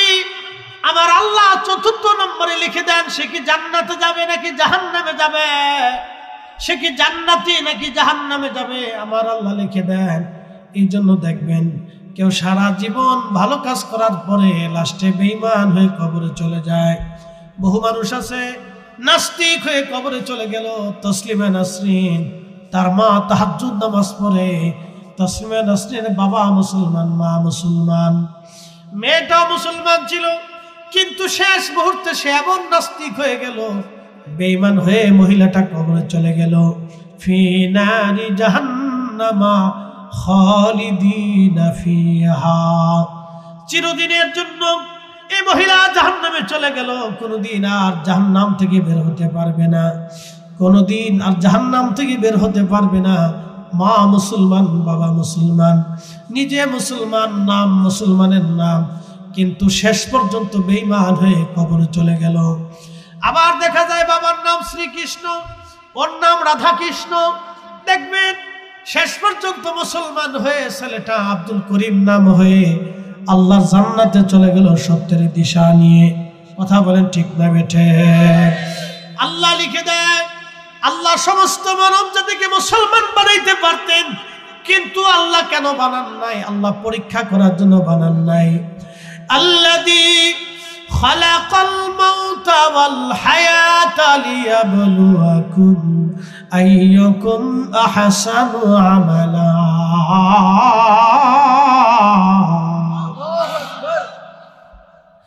আল্লাহ ডাক দেখে হাবিব উম্মতকে জানাত, আমি মৃত্যু সৃষ্টি করেছি। মৃত্যু কে সৃষ্টি করছে? আল্লাহ। তাহলে মৃত্যুর কোন দেবতা আলাদা নাই, মৃত্যুর কোন দেবতা আলাদা নাই, জীবনের কোন দেবতা আলাদা নাই। সব কিছুর একচ্ছত্র অধিপতি মালিক আল্লাহ, কোন সন্দেহ নেই। লা শারীকা লাহ, তার কোন শরীক নেই। এক বাক্যে বুঝতে হবে। আমরা কি মৃত্যুর পরে আবার ফিরে আসার কোন সুযোগ আছে? আর সুযোগ নেই। কিন্তু সনাতন ধর্মের একটা বিশ্বাস আছে, আবার আসিব ফিরে ধানসিঁড়িটির তীরে নবান্নে এই বাংলায়, হয়তো শালিকের বেশে, না হয় কাউয়ের বেশে, না হয় কুত্তার বেশে, না হয় শিয়ালের বেশে, না হয় এই কোকিলের বেশে। এরকম কবি জীবনানন্দ দাশ তার ধর্মের বিশ্বাস সে কবিতার ছন্দে লিখছে। সনাতন ধর্মের বিশ্বাস হলো, মানুষ যদি পুণ্যের কাজ করে, মানে পুণ্য মানে ভালো কাজ করে, তাহলে ভগবান পৃথিবীতে আবার তাকে পাঠাবে, রাজা বানাইয়া, জমিদার বানাইয়া, শিক্ষক বানাইয়া, সাহিত্যিক বানাইয়া, কবি বানাইয়া। আর যদি মানুষ অন্যায় করে চলে যায়, তাহলে ভগবান তারে আবার পৃথিবীতে পাঠাবে কাউয়া বানাইয়া, কুত্তা বানাইয়া, বিড়াল বানাইয়া, শিয়াল বানাইয়া, হাতি বানাইয়া। কি বুঝলেন আপনারা? জীবনে কোনোদিন কুত্তা কইছে, এরে আমি ওই তোকার সেই জগন্নাথ ছিলাম, তখন আমি ভগবান আমার কুত্তা বানায় বাড়াইছে? কি কথা কন না কেন? এই সুযোগ কি আর আছে? কখনো হবে? অবশ্যই না। এটা মানুষের বানানো এক কল্প বিশ্বাস। কথা কন ঠিক কিনা? এই কোরআন আল্লাহ বলে দিল, وَلَن يُؤَخِّرَ اللَّهُ نَفْسًا إِذَا جَاءَ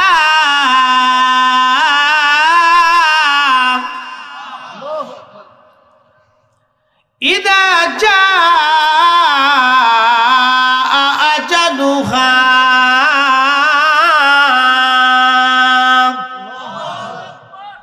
হায়াত শেষ হলে থাকার সুযোগ নেই, আর চলে গেলে আসার আর। আমরা ফিরে যাব কার কাছে?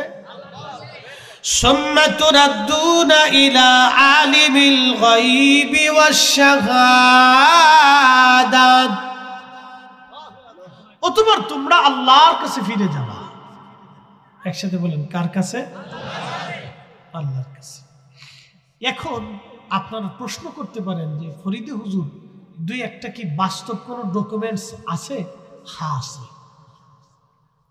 একটা ছোট্ট ডকুমেন্টস দিয়ে যায়, যারা আল্লাহর পথে শহীদ হয় তারা মরে না। একসাথে বলবেন না মারহাবা? তারা কি হয় না? মরে না, তারা জিন্দা থাকে। আপনি দেখেন না, ওয়ালাকিল্লা তাশউরুন, আপনি অনুধাবন করেন না, বুঝেন না।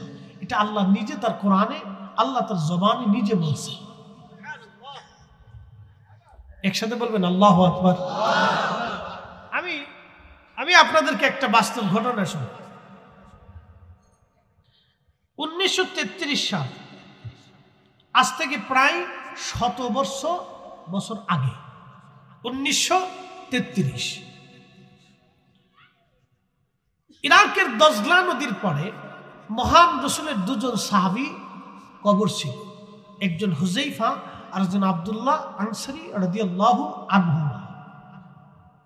দজলার তীর।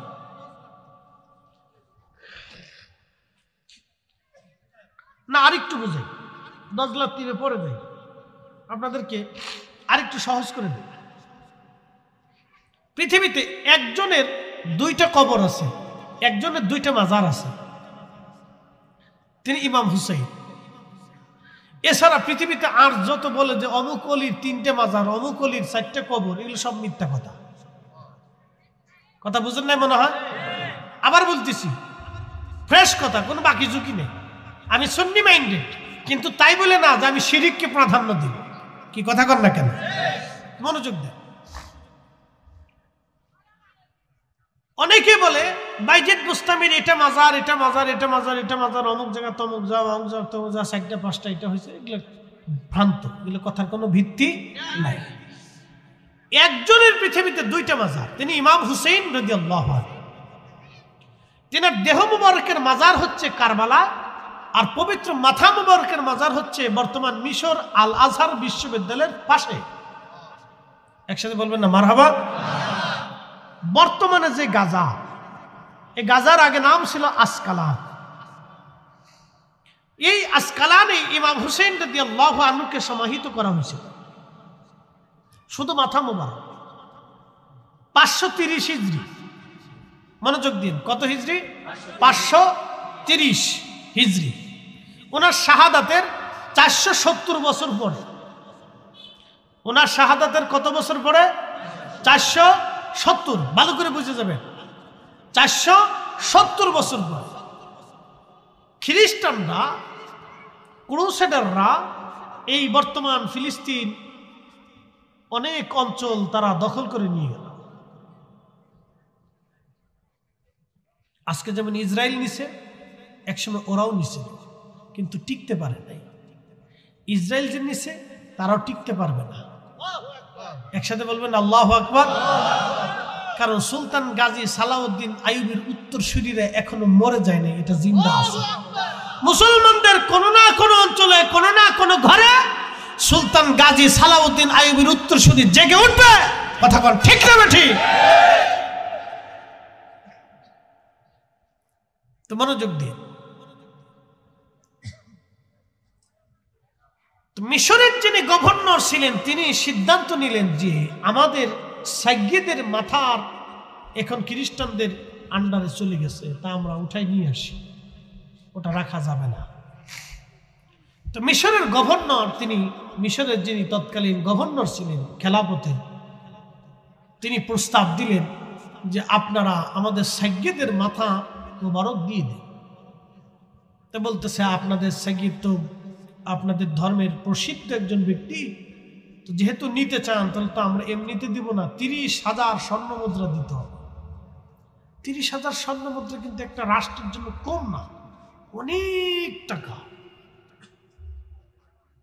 তো মিশরের গভর্নর তাতে রাজি হয়ে গেলেন যে ঠিক আছে আপনি 30,000 নিবেন, কিন্তু আমাদের সাইয়্যিদের মাথা আমরা নিয়ে আসবো। ঠিক আছে নিয়ে যান, ওটা দিয়ে আমাদের কাজ নেই, টাকা লাগবে আমাদের। হযরত ইমাম হুসাইন রাদিয়াল্লাহু আনহুর পবিত্র মস্তক আনার জন্য মিশরের গভর্নর সৈন্য সামন্ত নিয়ে লোক লস্কর আলেম ওলামা নিয়ে রওনা হয়ে গেলেন। 470 বছর পরে মাটি সরানোর পরে 470 বছর পরে দেখা গেল ঠিক যেইভাবে 470 বছর আগে ওনাকে সমাহিত করা হয়েছিল, ওনার পবিত্র মাথা ওই রকমই আছে। একটা চুল নষ্ট হয় নাই, ঠোঁট নষ্ট হয় নাই, চোখ নষ্ট হয় নাই। তখন ওনার দেহের ওই কাটা অংশ থেকে তাজা রক্ত ঝরতেছিল। একসাথে বলেন আল্লাহু আকবার। আল্লাহ আছে, একসাথে বলেন আল্লাহ আছে। এ কোরআন সত্য, একসাথে বলেন সত্য। বাল্লাহিয়া বাল্লাহিয়া, কোরআন বলছে বাল্লাহিয়া বাল্লাহিয়া ওয়ালা বাল্লাহিয়া, তারা জিন্দা জিন্দা জিন্দা জিন্দা ওয়ালা কিল্লা তাশউরুন, তোমরা অনুধাবন করো না, তারা জিন্দা। একটা বাক্য এখানকার কোথাও মিথ্যা হয় নাই, বাস্তবতা থেকে বলতেছি।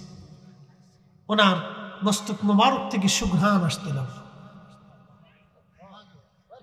খুব সম্মানের সাথে, খুব তাজিমের সাথে, বিরাট বড় বহর করে সুদূর আসকালান থেকে মিশরে আল আজহার বিশ্ববিদ্যালয়ের পাশে এনে ওনাকে সমাহিত করা হল। ওনার জিয়ারত পৃথিবীতে 2 জায়গায় সমানভাবে হয়, কারবালাতেও হয়, আজহারেও হয়। একসাথে বলবেন আল্লাহু আকবার।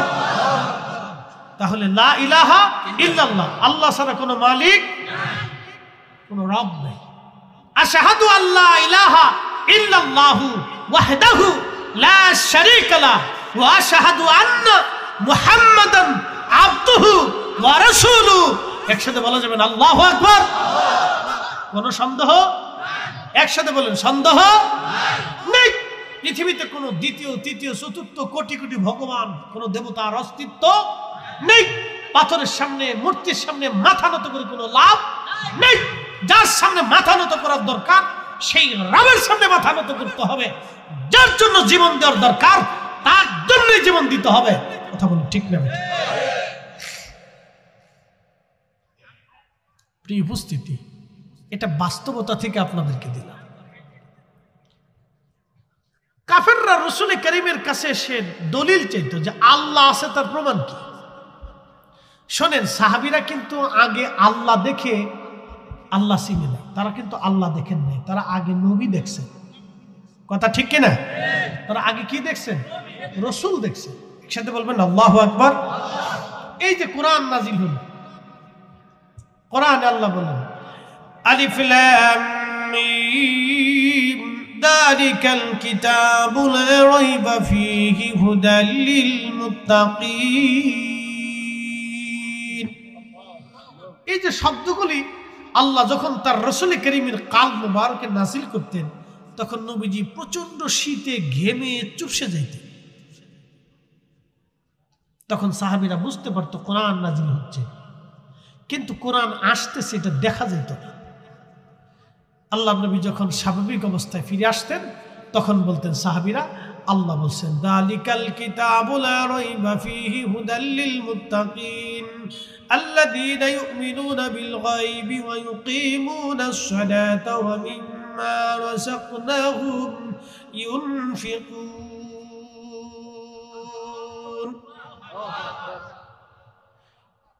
ঠিক সেই সময় কোন সাহাবী কিন্তু বলে নাই যে হুজুর আল্লাহ কোন রাস্তা দিয়ে কোরআন পাঠাইলো, আল্লাহ দেখলাম না, কোরআন দেখলাম না, আপনি বললেন এটা কোরআন, আপনি বললেন এটা আমার হাদিস, আমরা সাহাবীরা এটা মানতে পারি না।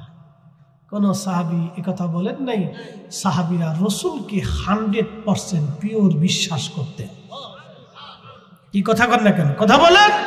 আল্লাহর নবীকে 100% পিওর বিশ্বাস করতেন। রাসূল বলছেন কবরে আযাব হয়, সাহাবায়ে কেরাম বলছেন এটাই ঠিক। নবী বলছেন ফেরেশতা আছে, সাহাবীরা বলছে এটাই ঠিক। নবী বলছেন আমি জান্নাত জাহান্নাম ঘুরে দেখে আসছি মেরাজে, সাহাবীরা বলছে এটাই ঠিক। নবী বলছেন জান্নাত জাহান্নাম আছে, সাহাবীরা বলছে এটাই ঠিক। নবী বলছেন হাশরের ময়দান কায়েম হবে, সাহাবায়ে কেরাম বলছে এটাই ঠিক। নবী বলছে আগেও নবী আসছে, সাহাবায়ে কেরাম বলছে এটাই ঠিক। নবী বলছেন এটা কোরআন নাজিল হয়েছে, সাহাবায়ে কেরাম বলছে এটাই ঠিক। আমরা বলি ওটাই ঠিক। কথা ঠিক কি না? আমরা কি বলি? ওটাই ঠিক।